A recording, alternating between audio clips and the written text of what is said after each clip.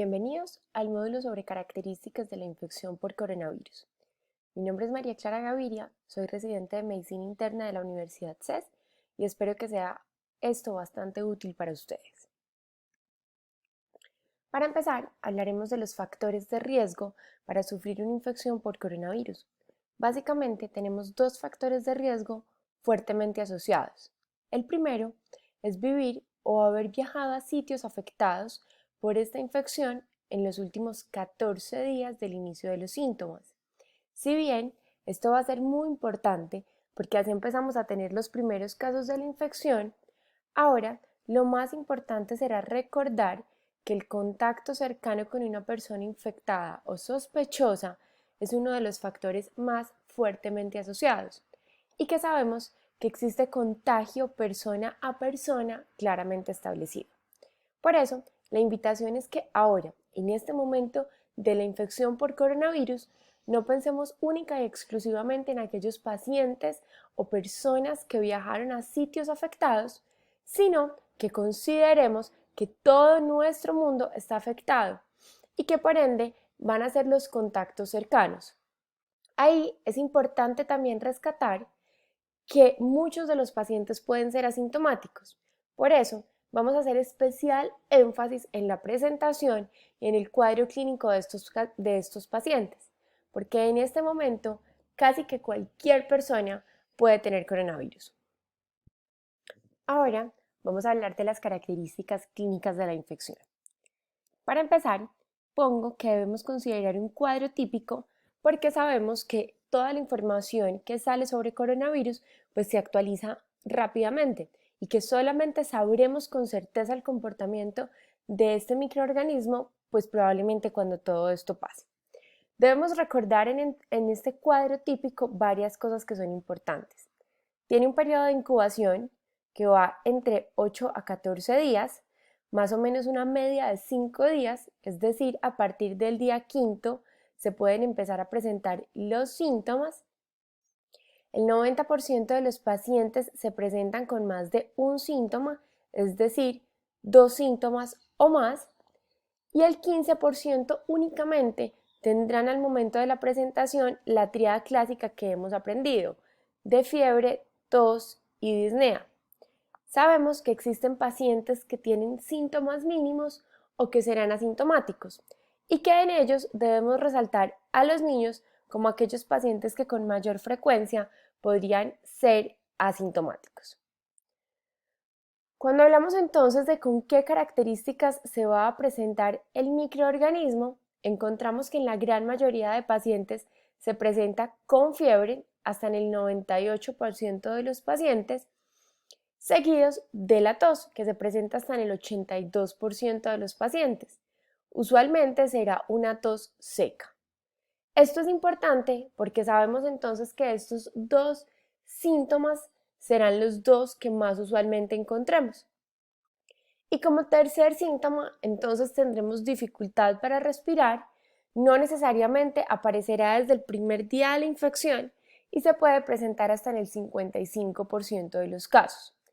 Existen otros síntomas como fatiga o mialgias que si bien se presentan en un importante porcentaje de pacientes, pues digamos que los otros dos, por ser entre comillas un poco más específicos para esta infección, nos pueden apoyar más el diagnóstico.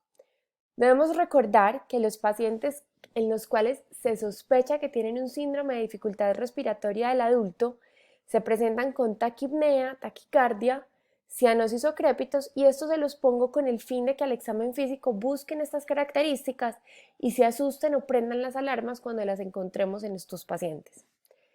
Y también es importante recordar que se ha calculado que aproximadamente a los 7 días de la presentación inicial, es decir, a los 7 días de que se presentó el primer síntoma de infección por coronavirus, vamos a tener que los pacientes que van a hacer un síndrome de dificultad respiratoria del adulto lo van a hacer y probablemente van a necesitar ventilación mecánica, que para este caso será una ventilación mecánica de tipo invasivo. Pueden presentarse otras manifestaciones y eso también está descrito. Como les digo, en esas otras manifestaciones vamos a ver que hay una gran cantidad de signos y síntomas que solamente en el tiempo sabremos realmente cuáles están directamente asociadas, pero que es importante resaltar en este momento. Se pueden presentar con anorexia, se pueden presentar con dolor de garganta, que usualmente aparece en los primeros días, o se pueden presentar con expectoración. Por eso, aquí vuelvo y hago énfasis especial y les pongo esta alerta en rojo para que recuerden que siempre que haya contacto epidemiológico en presencia de estas manifestaciones que son poco usuales o que no son la tríada común de tos, fiebre y dificultad para respirar, ustedes piensen en si ese paciente tuvo algún tipo de relación con alguien que esté confirmado para COVID-19 o pudiera ser sospechoso de tener la infección, y en esos pacientes, a pesar de los síntomas más atípicos o poco clásicos, pues se puedan presentar con esas manifestaciones. Existen otras presentaciones poco comunes, y en esas presentaciones poco comunes tenemos condiciones como la confusión o alteraciones del estado de conciencia, el mareo, la cefalea, la hemoptisis, la rinorrea, miren que esto suele ser poco usual, o el dolor torácico. Pero en el dolor torácico vale la pena hacer la aclaración de que se presenta usualmente con neumonía y es más un dolor torácico secundario al dolor pleurítico que a un dolor torácico de características cardíacas. También se pueden presentar con síntomas gastrointestinales, y aquí quiero hacer especial énfasis porque lo hemos visto con alguna frecuencia. Más o menos entre el 1, 10 o inclusive algunos describen que hasta el 40% de los pacientes se pueden presentar con algún tipo de síntoma gastrointestinal. Les repito, solo sabremos la frecuencia real de los síntomas gastrointestinales cuando tengamos mucho más conocimiento de la enfermedad. Pero acá lo importante es que ustedes sepan que puede ser tan poco como el 1%, puede ser hasta el 10% o inclusive llegar hasta el 40%. Se pueden presentar con diarrea, náuseas, vómito o dolor abdominal. Y lo que hemos encontrado, o lo que se ha encontrado en los reportes que se han realizado, es que se presentan más o menos 1 a 2 días antes de la infección respiratoria, y después los pacientes inician con estos síntomas respiratorios más usuales. La siguiente pregunta que creo que todos nos hacemos es si existe probabilidad de reinfección o si hay inmunidad después de haber adquirido la enfermedad. Lo que sabemos hasta el momento es que parece que sí puede haber reinfección, pero que habría una infección más leve. Sin embargo, esto está por confirmar. Cuando hablamos de la clasificación de la enfermedad, ¿a qué nos referimos? De acuerdo con el Consenso Colombiano de Atención, Diagnóstico y Manejo de la Infección por SARS-CoV-2 de la Asociación Colombiana de Infectología, publicado recientemente, se clasifica la enfermedad de la siguiente manera y se definen unos escenarios clínicos que van desde tener una enfermedad no complicada, pasando por una neumonía leve, una neumonía grave, un síndrome de dificultad respiratoria del adulto, sepsis o choque séptico. Vamos a hablar de cómo se definen estos escenarios según el consenso, y más adelante en módulos posteriores encontrarán cómo deberá ser el tratamiento. La enfermedad no complicada se define como síntomas locales de la vía aérea superior, esto es importante aclararlo, y puede cursar con síntomas inespecíficos como fiebre o dolor muscular. Por eso, les recuerdo siempre sospechar infección por COVID-19 en los pacientes que atendemos actualmente. La neumonía leve se define como una infección respiratoria en la cual encontramos hallazgos patológicos en una radiografía de tórax, como digamos que primera imagen, o si por alguna razón se hizo otra imagen como una tomografía de tórax, pues obviamente esto también contará. Y sin signos de gravedad. Cuando hablamos de signos de gravedad, incluye que además de que no haya ningún hallazgo que haga pensar en un síndrome de dificultad respiratoria del adulto, el paciente tenga una saturación arterial de oxígeno mayor al 93% sin ningún tipo de suplemento de oxígeno, es decir, que el paciente esté con una FIO2 ambiente o del 21%. Cuando hablamos de neumonía grave, se define como síntomas de infección respiratoria, que son aquellos que hemos visto a lo largo de esta charla, pero que hayan o falla de un órgano o hay una saturación arterial de oxígeno menor al 90% ambiente o una frecuencia respiratoria mayor a 30 respiraciones por minuto. Ahí entonces hablaremos de un cuadro de neumonía grave. El otro escenario es el síndrome de dificultad respiratoria del adulto o SDRA. Se configura cuando hay hallazgos clínicos como los descritos anteriormente, radiográficos como infiltrados bilaterales y déficit en la oxigenación, que puede estar dado de una manera leve, moderada o grave. Leve cuando tenemos una relación entre la presión arterial de oxígeno y la fracción inspiratoria de oxígeno entre 200 a 300. Moderado cuando tenemos una relación entre la presión arterial de oxígeno y la fracción inspiratoria de oxígeno entre 100 a 200. Y grave cuando tenemos esa misma relación que conocemos como PAFI menor a 100 milímetros de mercurio. Ahí entonces clasificaremos cuál es la severidad del déficit de oxigenación. Si no tenemos disponible por alguna razón la medición de presión arterial de oxígeno, se puede hacer una relación entre la saturación arterial de oxígeno que se logra con un pulso oxímetro y la fracción inspiratoria de oxígeno. El otro escenario es entonces la sepsis. Cuando hablamos de sepsis, hablamos de que hay disfunción orgánica y esa disfunción orgánica se puede identificar de dos formas.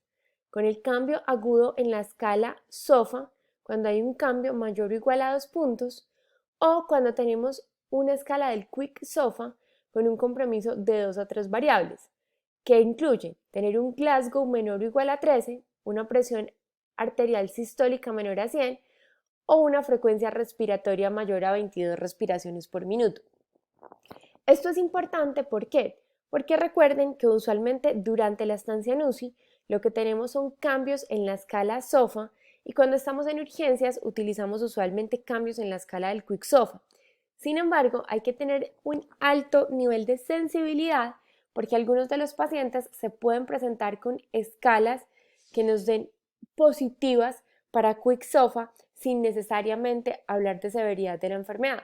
Por eso acá el juicio clínico será muy importante. ¿Cómo más podemos definir la insuficiencia orgánica? Acuérdense que esto no es lo único. La insuficiencia orgánica puede manifestarse de otras maneras y afectar otros sistemas.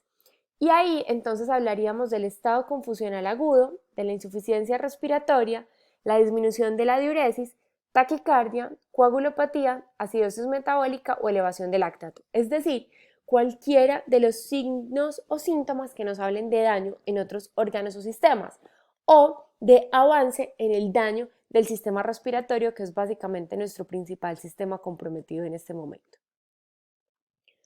Cuando hablamos entonces del choque séptico, hablamos de tener las características anteriormente descritas, pero que se presente con hipotensión arterial que no respondió al volumen de resucitación y que va a necesitar un manejo con vasopresores para mantener la presión arterial media mayor a 65 milímetros de mercurio.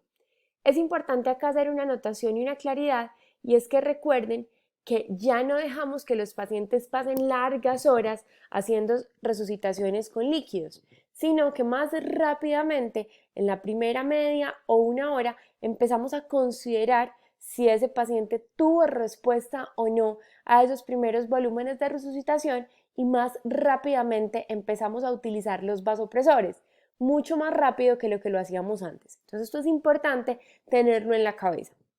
Y podemos tener en cuenta o valernos de valores de laboratorio como tener un lactato mayor a 2 en ausencia de una hipovolemia que se pueda corregir con líquidos para pensar que ese paciente está en un choque séptico. Pero como les digo, aquí la clave va a ser pensar temprano en que el paciente está en un choque séptico. Después de haber visto esta clasificación y escenarios clínicos de la enfermedad, entonces podemos decir o podemos resumir grande que esta enfermedad puede tener un cuadro de enfermedad leve, que esperamos que se presente en el 80% de pacientes y que implica tener una enfermedad no complicada o una neumonía leve, teniendo en cuenta que esto no lo definirá neumonía leve, simplemente los hallazgos radiológicos, pero que el resto del paciente estaría bien en términos generales. Podemos tener una enfermedad grave hasta en el 14% de los pacientes, y aquí incluimos los pacientes que se presentan con neumonías graves o sepsis. Y podemos tener una enfermedad crítica que esperamos que se presente en el 5% de pacientes, que son aquellos pacientes que se presentarán con insuficiencia respiratoria o síndromes de dificultad respiratoria del adulto, falla orgánica múltiple y choque séptico.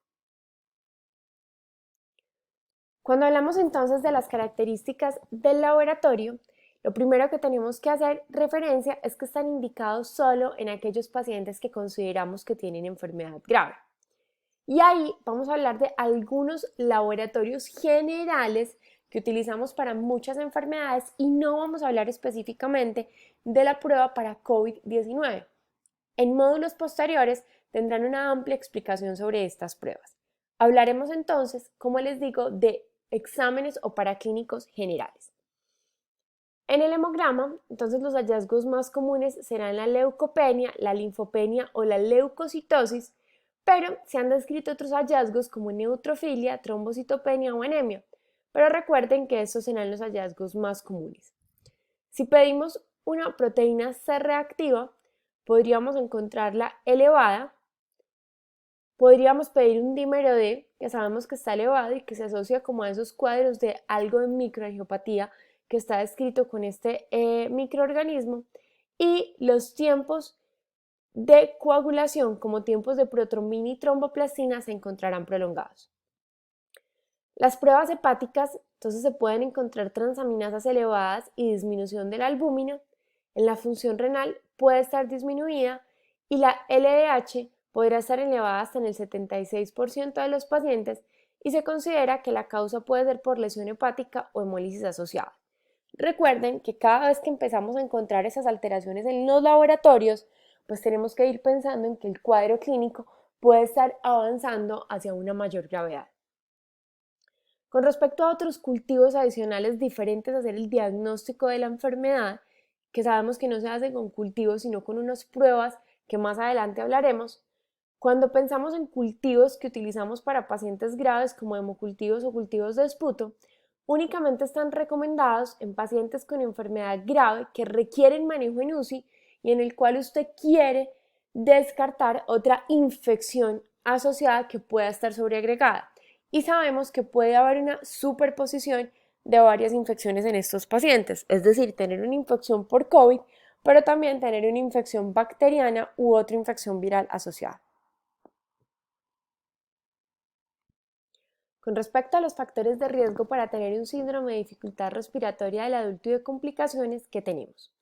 Existen unos factores de riesgo y hablamos de factores de riesgo partiendo de la base que ya analizamos las características del cuadro clínico del paciente, de la severidad con la que se presentó y con la que nos consultó a nosotros, y que más adelante vamos a hablar de unos factores de riesgo para mal pronóstico. Es decir, desde el punto de vista del laboratorio, los pacientes que se presentan con neutrofilia, linfopenia, elevación de LDH y elevación de dímero D son los pacientes que más se han descrito que evolucionan a SDRA y que van a necesitar manejo en UCI y ventilación mecánica invasiva. Con respecto a las complicaciones, los pacientes se pueden presentar, como ya hemos dicho varias veces, con un SDRA, pero además de esto se pueden presentar con arritmias cuando están en la unidad de cuidados intensivos, y esto ha sido claramente descrito. Se pueden presentar con arritmias ventriculares, lesión renal aguda, lesión miocárdica, que también está descrito, y se debe sospechar miocarditis fulminante en aquellos pacientes que el cuadro clínico lo haga pensar o que tienen factores de riesgo cardiovascular. Infecciones asociadas al cuidado de la salud, dada la estancia en UCI, como neumonía asociada al ventilador, siendo esta la más frecuente de todas, alteraciones neurológicas o disfunción hepática. Estas complicaciones se pueden presentar en el escenario de nuestro paciente grave o en el escenario del paciente que ya requiere una unidad de cuidados intensivos o que está en la unidad de cuidados intensivos. ¿Y cuáles son los factores de mal pronóstico? Que era lo que les decía ahorita. Claro, factores de mal pronóstico o para que el paciente sufra un SDRA o para que se muera. Entonces ahí tenemos la enfermedad cardiovascular, tenemos la diabetes mellitus, el EPOC, la hipertensión arterial, el cáncer y la edad mayor de 60 años. Estos factores sabemos que están claramente descritos. Para terminar, entonces les dejaré un cuadro y un mapa que aparece en el Consenso Colombiano de Infectología y en este mapa conceptual ustedes lo que verán es cómo se deben manejar estos pacientes y por eso se los resalto ahí con una escala de colores con el fin de hacer énfasis en aquellos que parecen más severos. Si es un paciente con un caso sospechoso o confirmado por la infección de COVID-19, puede presentarse con síntomas leves y si no tiene factores de riesgo, ese paciente se irá para su casa. Si tiene factores de riesgo, yo haré algunos exámenes iniciales como LDH, hemograma o radiografía de tórax y evaluaré los hallazgos con lo que les dije anteriormente o con esta tablita que se las ponemos ahí con el fin de que ustedes más rápidamente puedan encontrarlo. Si tiene LDH mayor de 350, o sea, elevada, linfocitos menor de 800 o neutrófilos mayores de 10.000, es decir, linfopenia o neutrofilia, plaquetas menores de 150.000 o una radiografía de tórax anormal, es decir, si hay algo anormal, ese paciente debe ser hospitalizado y completar todos los paraclínicos para establecer en qué momento se encuentra. Si eso no está, ese paciente podrá irse para su casa y continuar vigilancia ambulatoria. Si tenemos un paciente que tiene síntomas de infección respiratoria por COVID-19 y alteración en los signos vitales, ese paciente debe ser hospitalizado y completar todos los paraclínicos que hemos hablado anteriormente. Pero si ese paciente tiene síntomas de infección por COVID-19 o sospechosos de infección por COVID-19, hipotensión que requiere algún tipo de manejo vasoactivo o falla ventilatoria, ese paciente debe ser manejado en UCI, obviamente completar todos los paraclínicos y se deben hacer todos los estudios para aclarar el cuadro clínico actual. Muchas gracias por su atención.